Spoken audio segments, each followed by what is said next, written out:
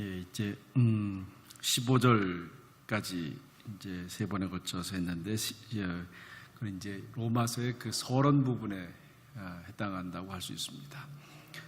아마 사도 바울만큼 복음하면 가슴이 뛰는 사람도 없었던 것 같습니다. 그래서 첫 시간에 그런 말씀을 드렸습니다.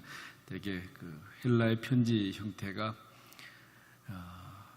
수신자, 발신자, 그리고 인사 이렇게 써내려가게 되는데, 딱 그 발신자 자기를 밝히고 난 다음에 바로 복음에 대한 설명을 한다고 그랬어요.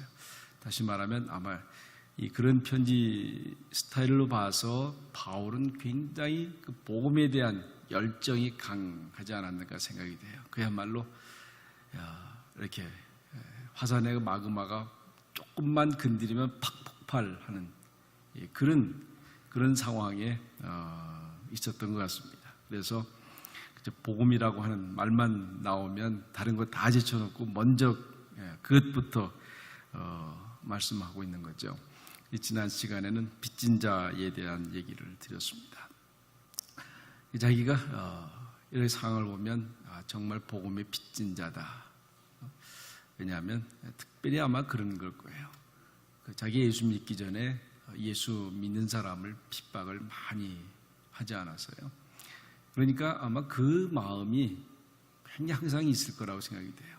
자기 예수 안 믿었을 때 예수 믿는 사람을 핍박했던, 그게 늘 빚진 자의 마음으로 온 거죠. 그리고 자기처럼 그렇게 교만했던 사람이 부활하신 예수님을 만남을 통해서 완전히 꺾어지고 새로운 삶을 살게 되는 거죠. 새로운 삶을 살아가면 살아갈수록 정말 복음에 깊은 빚을 졌다. 그래서 그 일을 하지 아니하면 결코 자유할 수가 없는 거죠. 우리가 빚진 사람 똑같잖아요. 빚을 다 갚기 전까지는 편할 수가 없습니다. 그래서 더 일을 많이 할 수밖에 없는 거죠. 더 일을 많이 할 수밖에 없는 거죠. 그래서 어떻게 보면 이 빚진 자의 마음은 때로 부담도 되지만 그것 때문에 더 많은 일을 할 수 있는 동기부여도 될 수 있는 거죠. 그래서 우리가 빚진 마음을 갖는 것, 언제도 그런 말씀드렸지만 아프리카에 이렇게 가보면 어렵게 사는 사람들이 참 많잖아요. 어렵게 사는 사람이 많아요. 그걸 보면서 제1세기에 살아가는 우리는 무슨 마음이 있겠어요? 그죠? 우리가 능력이 뛰어나서, 우리가 기술이 좋아서, 그죠? 그냥 우리가 이제 잘 먹고 잘 산다, 그렇게 그저 생각하고 넘어갈 수도 있지만, 저는 그렇게 동남아시아 가난한 나라 또 아프리카 이런 데 가보면서 지금도 늘 느끼는 게 그런 거예요. 항상 빚진 마음이 있어요. 그들 때문에 내가 더 풍요롭게 살아갈 수 있다. 살아갈 수 있다. 싼 옷 입을 수 있고, 싼 음식 먹을 수 있고, 이런 거죠. 옛날에도 그런 뮌헨이라고 하는 도시에 외국인이 18% 정도 살았어요. 그런데 이 독일 사람들도 상당히 배타적이어서 타민족에 대해서는 굉장히 이렇게 적대시하는 감정이 참 많이 있습니다. 그래서 정책적으로라도 그렇게 못하게 하려고 애를 쓰는데, 한번 뮌헨 시장이 그런 얘기를 했어요. 여러분이 외국인 나가라고 그렇게 하면, 그래서 외국인이 18%가 여기서 빠져나갔다고 한번 쳐보십시다. 그러면 정원 관리 누가 할 거고 쓰레기 청소 누가 할 거냐? 다 이 사람들이 한다는 거예요. 이 사람들 때문에 여러분들이 깨끗한 환경에서 편하게 살았는데 무조건 나가라고 올 거냐? 그렇죠? 어찌 보면 빚진 자의 마음이 똑같이 하나님 앞에 똑같은 사람인데, 그렇잖아요. 사람 앞에 누가 들라고 못난 게 어디 있겠어요? 하나님은 다 똑같은데, 어떤 사람은 정말 고생하고 어떤 사람은 너무 여유 있게 살고, 당연하다고 생각할 수 있으면 그렇지 않은 거죠. 어떻게 보면 1세기에 사는 우리는 제3세기에 대해서 항상 빚진 자의 마음이 있어야 돼요. 그들이 어려울 때 도와야 되고, 그들이 배고플 때 먹을 것을 줘야 되고, 그게 어떻게 보면 그렇게 할 때 내가 떳떳해지고 자유할 수 있고, 그 가운데 내가 기쁨을 같이 나눌 수 있는데, 바울이 지금 그런 마음이죠. 오늘 본문에 보면 이 16절, 17절은 두 가지를 얘기를 합니다. 하나는 복음에 대한 얘기를 하고, 하나는 믿음에 대한, 그 복음에 대한 믿음에 대한 얘기를 해요. 그래서 이 16절, 17절은 로마서의 전체 주제입니다. 전체 주제예요. 그래서 이 복음과 믿음, 이 두 가지 주제를 가지고 16장까지 쭉 끌어가는 거예요. 16장까지. 그래서 여러분이 이 로마서를 볼 때는 복음이 뭐냐이죠. 복음이 뭐냐. 그리고 복음에 대한 믿음이 뭐냐. 이 두 가지 관점을 가지고 쭉 볼 때 전체적인 맥락을 잘 이해할 수 있습니다. 그래서 여기서 이제 첫 번째 보면 바울은 이 복음을 부끄러워하지 않는다. 그죠? 이 복음을 부끄러워하지 않는다. 복음을 부끄러워하지 않는다. 이게 굉장히 중요한, 이 선포식이잖아요. 또 때로는 간증입니다. 간증이에요. 그죠? 여러분 이런 간증을 할 수 있겠어요? 내가 이 복음을 부끄러워하지 않는다. 지금은 뭐 이제 다 차를 타고 다니니까 그렇게 보지만 옛날에 차가 많지 않던 시대는 성경을 교회할 때 성경을 어떻게 갖고 다녔냐면 신문지에 둘둘둘 말아서 들고 다녔어요. 가방에다 담아갖고 보면 제일 좋은데 사실 그렇지 않고 다 이제 성경을 들고 나오는데 신문지에다 둘둘둘. 근데 그게 보호하려고 그 성경을 잘 깨끗하게 쓰려고 나오는 게 아니라 길 가다 성경책 들고 다니는 게 부끄러워서. 여러분 그런 경험 해보셨어요? 길 가다가 성경책 들고 다니는 게 부끄럽다. 아니면 요새도 그럴 수 있을 거예요. 뭐 이렇게 카페에서 성경책을 읽을 때 어떤 마음이 한번 읽어보셨어요? 저는 한번 저쪽 북쪽에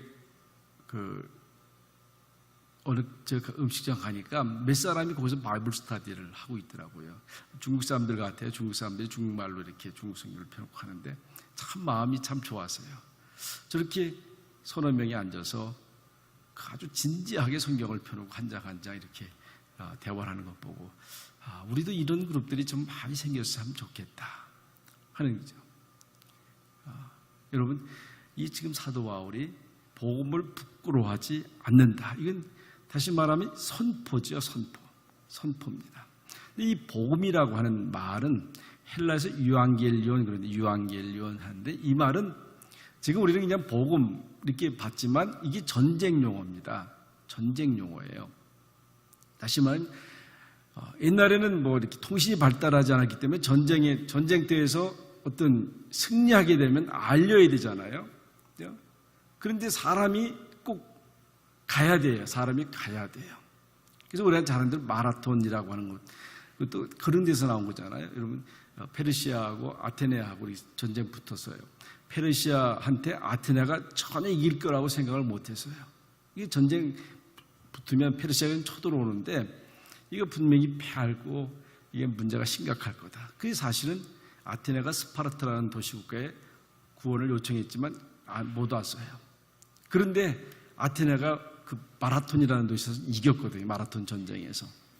그래서 한 사람이 막 가요. 너무 기뻐서 아테네 그 도시로 막 달려갑니다.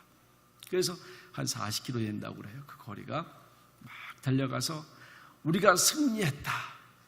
승리했다고 하는 말이 유앙겔리온이에요. 이 전쟁 용어입니다. 그러니까 지금 사도 바울이 이 복음을 부끄러워하지 않는다고 하는 얘기는 이 복음, 다시 복음은 내가 지금 승리했다. 그렇죠? 내가 이겼다, 해방됐다. 그런 말이죠. 우리는 사진으로만 경험하지만 여러분 8.15 광복절 그때 사진들 여러분 보셨어요? 그렇죠?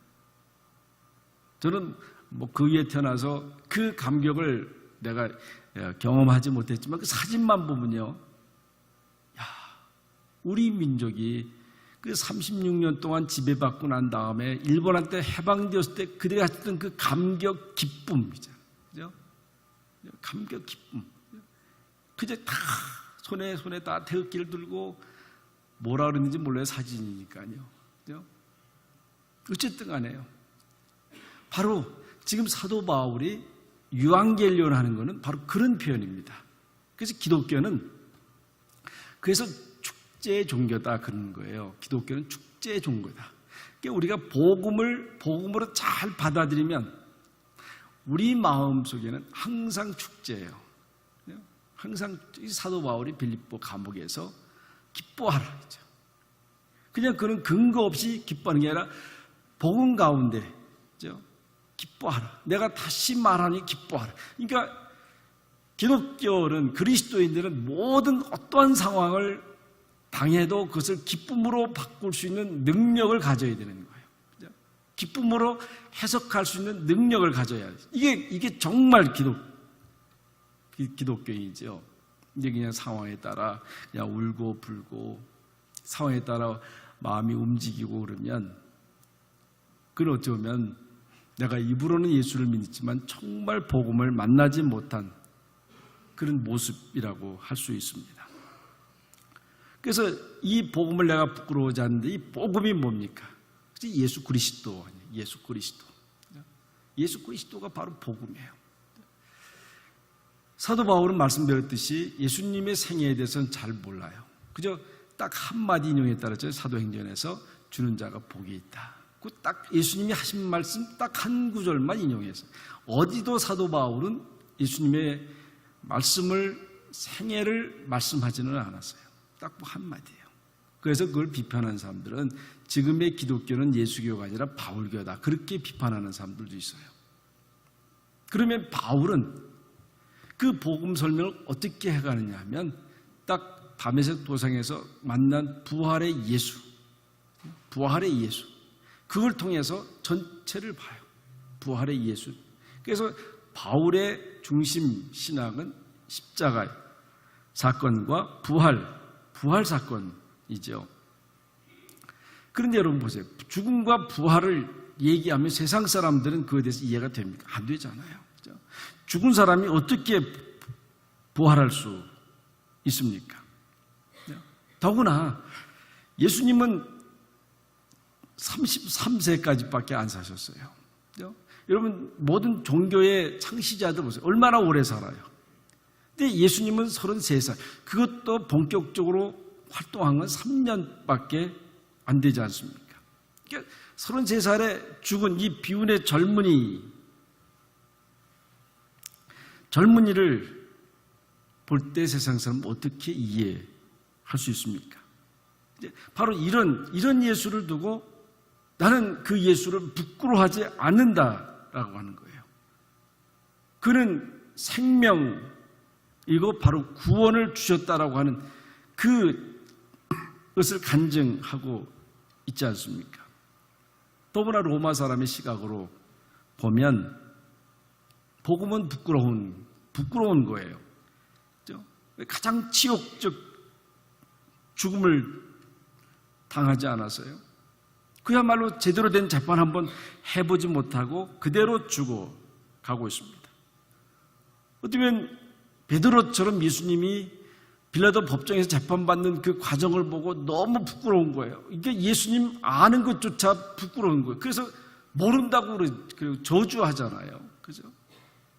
3년 동안 그렇게 따라다녔던 베드로조차도 예수를 아는 것조차 부끄러운 거죠. 어떻게 보면 자신이 그를 만났다고 하는 게 저주스러웠을지도 모르는 거죠.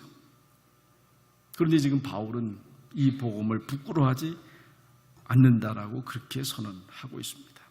한 번은 빌라도 법정에서 요한복음 18장에 보면 막 신문하니까 그래요. 무릇 내게 속한 자는 내 말을 듣느니라. 진리에 속한 자는 내 말을 듣느니라. 그래요.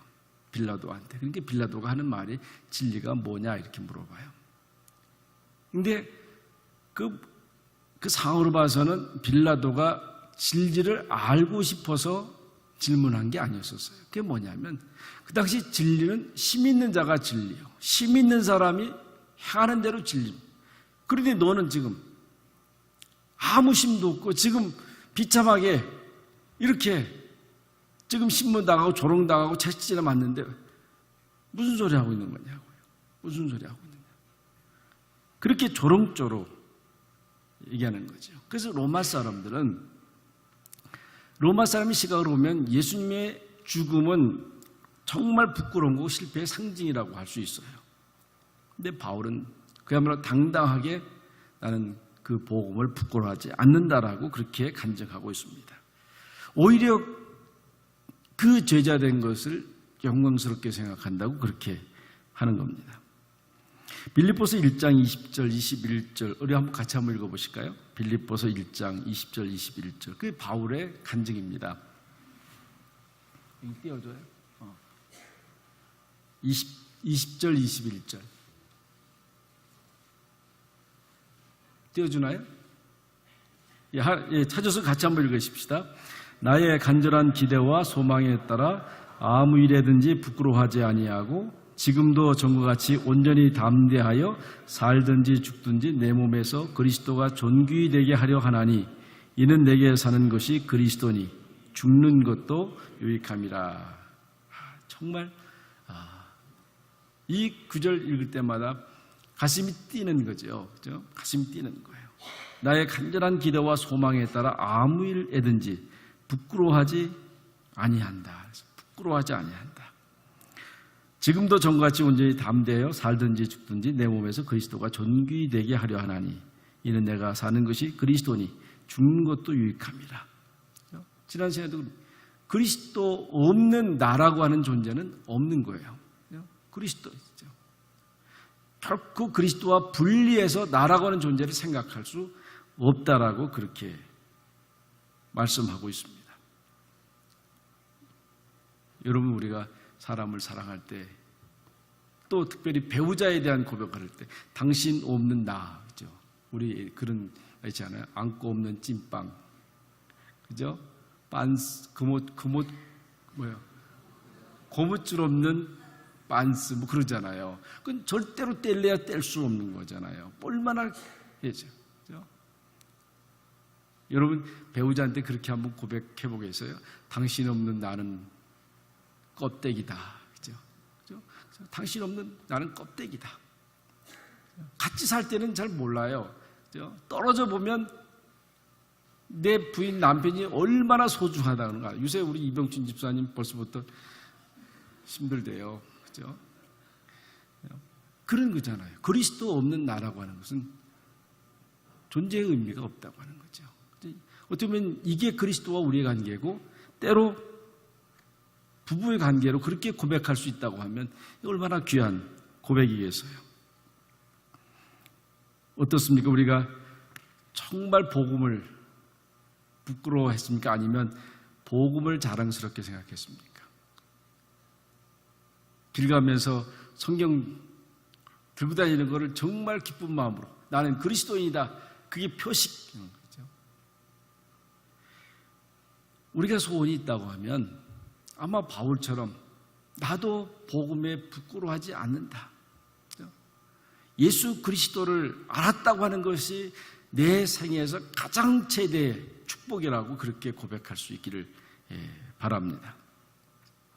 우리 다른 데 한번 또 찾아보십시다. 고린도전서 1장 22절 한번 보십시다. 고린도전서 1장 22절. 오래간만에 성경 찾으려니까 쉽지 않죠. 그렇죠? 한번 같이 한번 보십시다.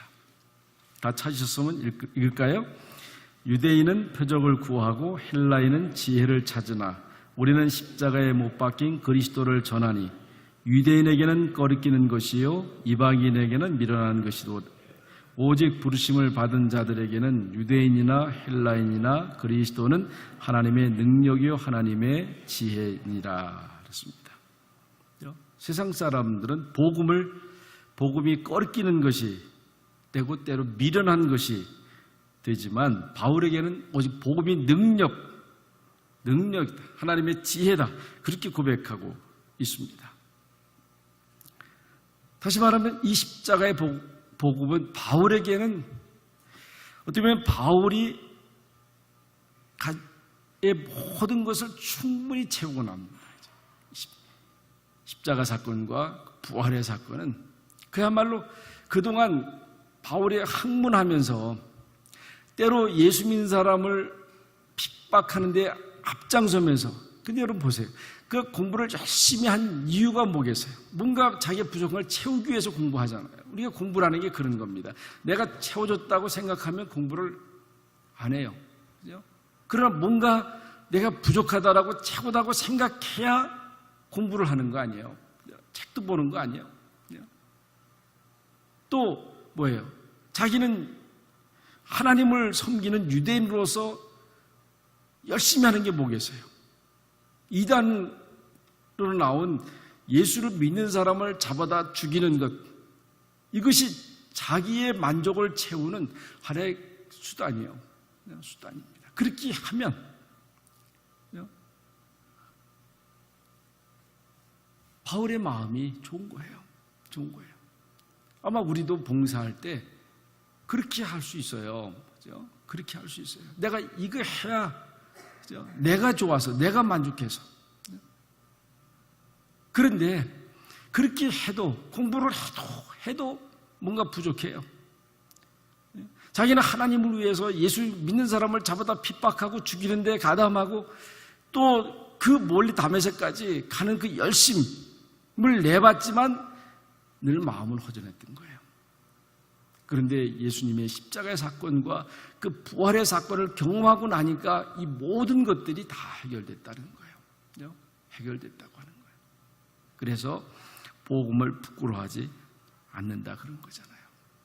목마를 때 뭐가 제일 좋아요? 아마 여러분 사이다도 마시고 콜라도 마시고 뭐 여러 가지 주스도 마시고 그러지만 제일 좋은 게 뭐예요? 물 아니에요. 생수가 제일 좋아요. 그러니까 아무리 먹어봐도 그건 또 목말라요. 근데 물은 먹으면 얼마나 시원해요. 그리고 물은 탈이 없잖아요. 그렇죠? 아무리 먹어도 물은 탈이 없어요. 그렇죠? 다시 말하면 지금 사도 바울은 그 얘기를 하고 있는 거예요. 그걸 채우기 위해서 여러 가지 있지만 결국 복음이다.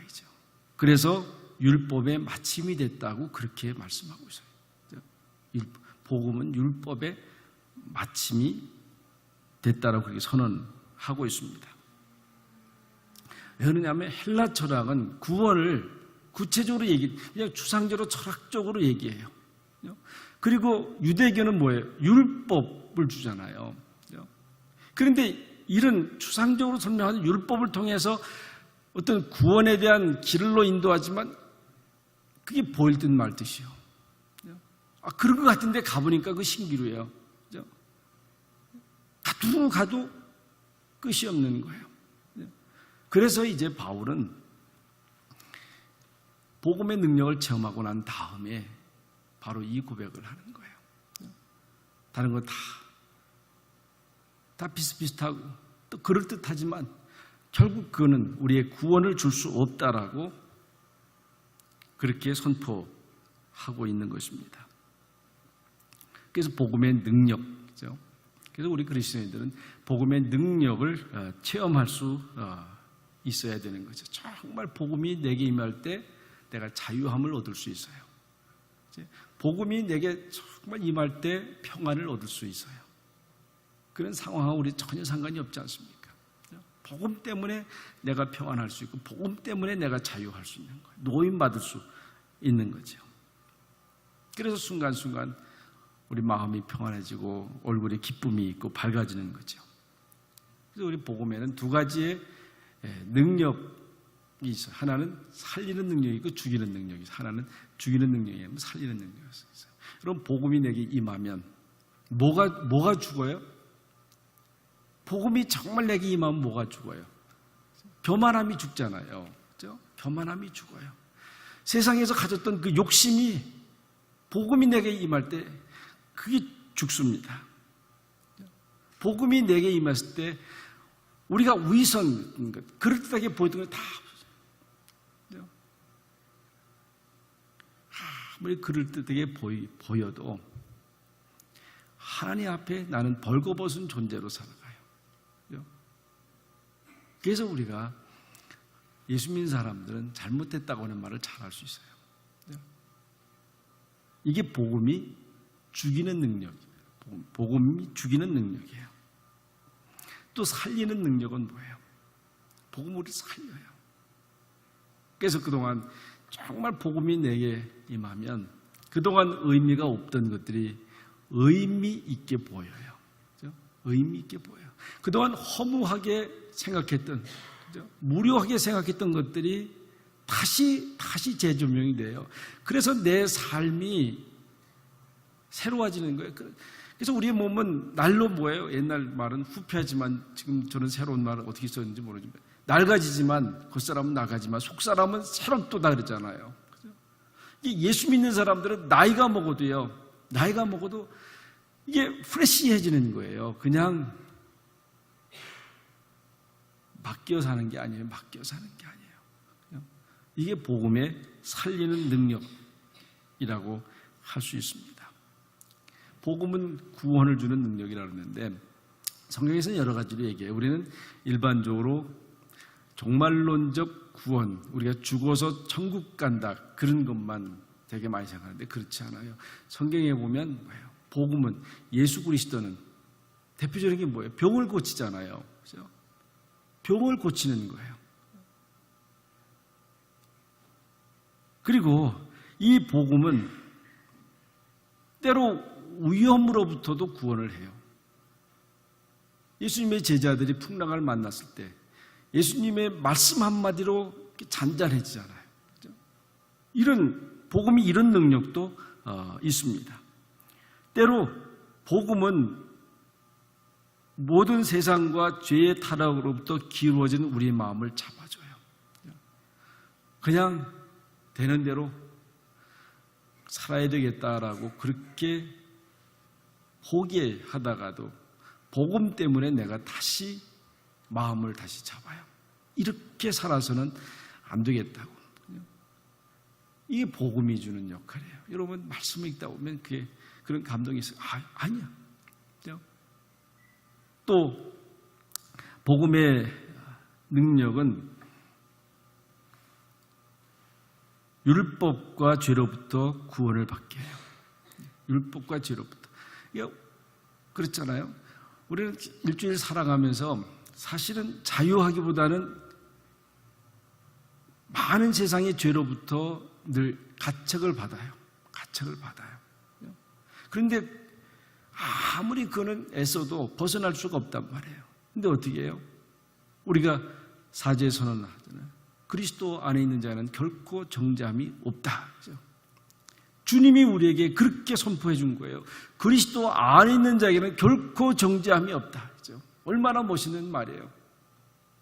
저는 그 선포할 때마다 참 감사해요. 왜요?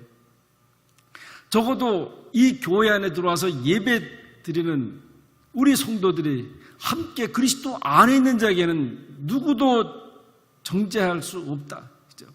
다 용서받았다라고 그렇게 선포될 때 모든 사람이 다 귀한 거 아니에요. 그렇죠? 어느 사람이 어느 사람을 정죄할 수 있고 판단할 수 있어요. 왜? 다 죄 용서받은 사람들인데. 그렇죠? 어쩌면 그 사죄 선언할 때가요. 제일 멋있는 거예요. 어쩌면 그 사죄 선언할 때가 아멘 하는 마음이 제일 강렬해져요. 그렇죠? 제일 강렬해지는 거예요. 그렇죠? 내가 지난 일주일 동안 양심에 늘 꺼리끼는 삶을 살아오고 또 정죄받는 심판받는 느낌을 살아왔는데 딱 그 한마디에 내가 자유해지고 해방받는 거 아니겠어요? 그리고 마지막에는 이 종말론적 구원이에요. 종말론적 구원. 그래서 로마서 13장 11절에 오면 또한 너희가 이 시기를 알거니와 자다가 깰 때가 되었으니 이는 이제 우리의 구원이 처음 믿을 때보다 가까웠습니다. 그렇죠?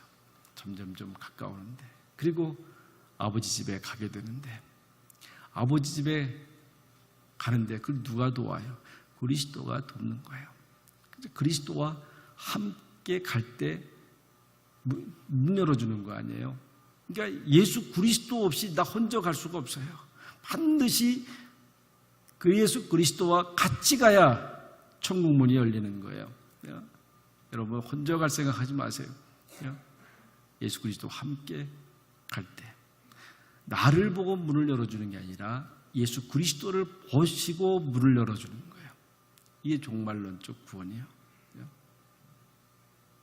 그래서 저는 에베소 3장 말씀을 늘 좋아한다고 그랬잖아요. 믿음 가운데 내 마음에 예수 그리스도가 계시게 하옵시고 항상 예수 그리스도가 나와 함께 하시는 거예요. 내가 죄를 짓든 내가 잘못하든 실수하든 넘어지든 그리스도는 나를 떠나지 않아요. 다 지켜보고 계세요. 그러다가 못 일어날 때 손잡아 일으켜주시고 위로해 주시고 이게 예수 그리스도가 이게 종말론적 구원의 능력이라고 하는 거예요. 여러분 우리가 신앙생활하다가 예배드리다 때로 말씀 읽다 기도하다가 복음이 내 마음에 막 복받쳐 올 때 어떤 느낌이 들어요? 용서 못할 사람이 용서가 돼요. 그죠? 사랑할 수 없는 사람을 사랑하게 돼요. 캄캄했던 앞이 보이지 않았던 이 세상이 복음이 내게 사무치게 올 때 앞이 보이는 거예요. 이게 복음의 능력이라고 하는 거예요. 복음의 능력. 이게 사도 바울은 이거를 경험한 거예요. 그래서 그저 서론 끝나자마자 나는 복음을 부끄러워하지 않는다. 다시 말하면 나는 이제는 해방되었고 나는 자유하다라고 하는 것을 그냥 과감하게 선포하고 간증하는 겁니다. 여러분 꼭 이렇게 되기를 바라요. 그런데 이 능력을 누구가 경험하게 해주세요? 복음을 믿는 사람만이 그 능력을 경험하게 되는 거예요. 복음을 그대로 받아들이는 거죠. 거기는 가감이 없어요. 그냥 말씀 그대로 내가 받아들이는 거, 그대로 인정하고 그대로 받아들이고 그 복음을 신뢰할 때 하나님이 나를 들어 쓰시는 거예요. 그럴 때 복음의 그 능력을 체험하게 돼요. 이제 다음 시간에 이제 올 전반기 마지막이지만 다시 한번 볼 거예요. 복음을 믿는 사람의 능력이 뭔가 하는 것 우리가 다시 한번 기도하시면서 정말 이 사도 바울처럼 나는 복음을 부끄러워하지 않습니다.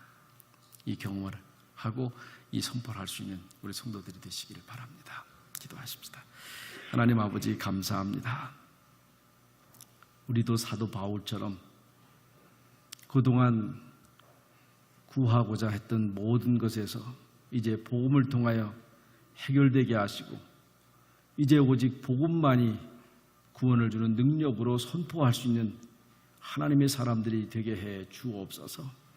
복음의 능력의 그 진수를 경험하고 살아가는 하나님의 사람들이 되게 하여 주시옵소서. 하나님, 오늘 사도 바울의 이 선언, 이 고백 꼭 우리의 고백이 되도록 우리 한 사람 한 사람 주님께서 축복해 주시고 주의 성령께서 저들 마음속에 크게 역사해 주시기를 간절히 바라오며 예수님의 이름으로 기도하옵나이다. 아멘.